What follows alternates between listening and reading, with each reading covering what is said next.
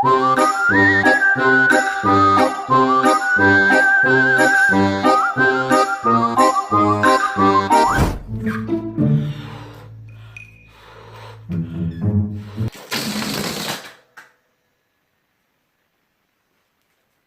je pense que ça doit être bon pour la déco là. Yo tout le monde, c'est Jessiane, j'espère que vous allez bien. En tout cas, moi ça va. Aujourd'hui, on se retrouve pour une nouvelle vidéo.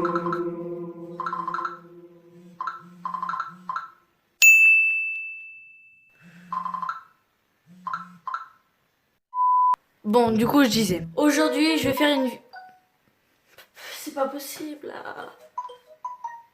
Ouais. Bon, du coup, je disais, aujourd'hui, je vais faire une vidéo que je ferai pas souvent. Mais aujourd'hui, je vais faire une vidéo où je vais raconter 3 histoires d'horreur qui sont faciles à comprendre et qui sont super bien. Du coup, je vais commencer. Allez, c'est parti.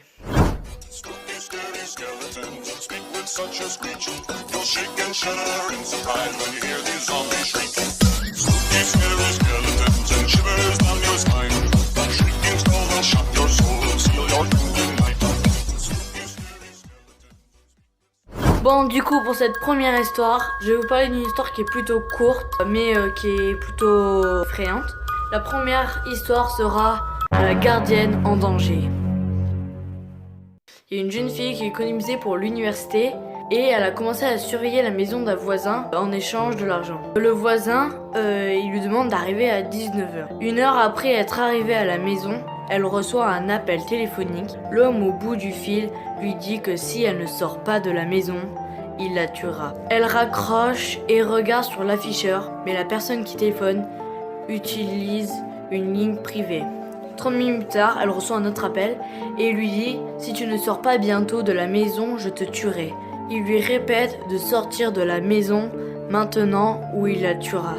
L'appel provient de la deuxième ligne de la maison, celle du deuxième étage. L'assassin se trouve dans la maison. Ça donne des frissons, ça donne de ouf des frissons. Oh my god. Ouais, mais attends, il y a l'assassin au deuxième étage. Moi, je me barre en courant, c'est sûr. Du coup, je vais faire la deuxième histoire. Déjà, la première, elle m'a donné pas mal de frissons. La deuxième, à mon avis, elle donnera encore plus de frissons, là. Je vais vous parler de la poupée maléfique. Un 31 octobre, une petite fille et ses parents sont allés dans une boutique de jouets. Elle habitait dans un grand pavillon avec toute sa famille. La petite fille eut un coup de foudre. Elle voulait acheter la poupée habillée tout de blanc avec de longs ongles violets. Elle supplia ses parents de lui acheter. À la caisse, la dame leur dit d'enfermer la poupée dans un placard. Ouais, dans un placard, je trouve, je la mettrais dehors chez les voisins, mais pas dans un placard, c'est mort. Mais ils ont oublié de le mettre dans le placard. Et le lendemain matin, en se réveillant, la petite fille voit son père en train de pleurer. Il montra sa mère morte et la petite vit un des ongles de sa poupée sur le corps. Et en regardant bien, elle voit que la poupée manquait un ongle. Et ça, putain, mais dégage, mais dégage la poupée, mais là chez le voisin. C'est une malade celle-là. Du coup, la fille, elle a gardé la poupée, mais le lendemain matin, son père lui annonce le décès de sa tante. Et là, c'était la même chose. L'ongle était sur le corps de la tante et la poupée manquait 2 ongles. Puis, il y a eu encore son oncle, puis il restait 7 ongles, plus le décès de son grand-père. Et après, il en restait 3. De sa famille ne restait que son cousin, son père et elle. Du coup, le soir, lorsque son père et son cousin étaient morts, la chose qu'elle a fait, qu'elle aurait dû faire il y a beaucoup plus de jours avant, elle a menacé de mort la poupée, mais la poupée a tué la fille. Du coup, comme plus personne n'habitait cette maison, ils ont mis un panneau écrivant « Maison à vendre ». 50 ans plus tard, une grande famille voulut s'installer dans le pavillon. Dans cette famille, on comptait aussi une petite fille.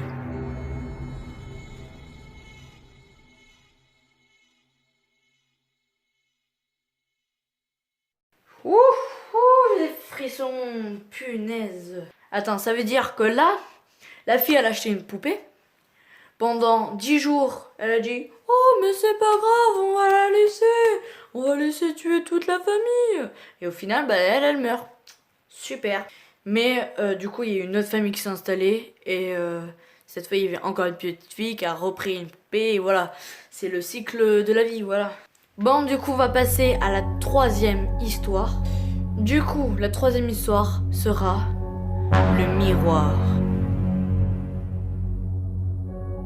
Il y a un message qui dit « Ne jamais regarder un miroir la nuit, sinon la malédiction du miroir va vous hanter toute votre vie. » Bon, tout a commencé à une petite fille qui vient d'aménager avec sa mère dans une nouvelle maison.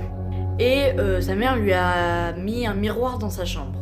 Et Lilou, elle était perturbée par ce miroir. Il est 21h, c'est l'heure pour Lilou d'aller se coucher. Lilou regarde le miroir pendant toute la nuit entière.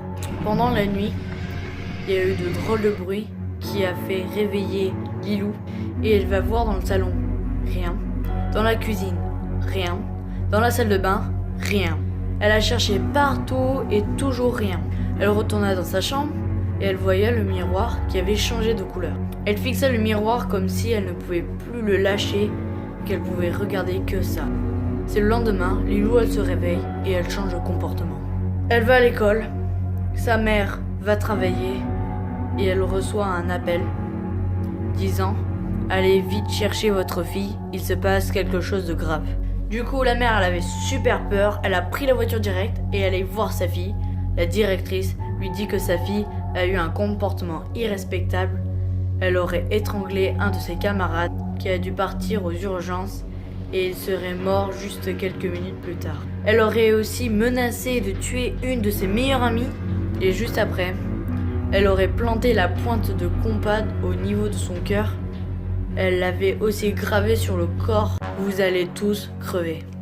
Elle rentre à la maison et Lilou alla vite dans sa chambre. C'est l'heure de manger, Lilou ne voulait pas y aller. Pendant la nuit, Lilou se leva et se mit devant le miroir et dit des phrases bizarres comme « Je les tuerai tous » et après une voix étrange lui disait « Tu te tueras à toi aussi ». Et Lilou du coup elle refuse parce qu'elle ne veut pas se tuer elle-même. Elle parla encore à cette voix étrange en disant qu'elle refuse et la voix lui répond qu'elle n'avait pas le choix parce que le lendemain, les parents de Lilou va la réveiller et il ouvre la porte doucement et ne voit pas Lilou dans son lit et il voit Lilou égorgée au sol. Elle aurait refusé tout le long et elle se serait suicidée à cause des menaces du miroir qui la rendaient folle. Et du coup la police aurait pris le miroir, l'aurait mis dans un magasin. Et apparemment, ce miroir aurait fait suicider plus de 452 personnes. Cette histoire est vraie et ceci est un reportage qui date de 1945.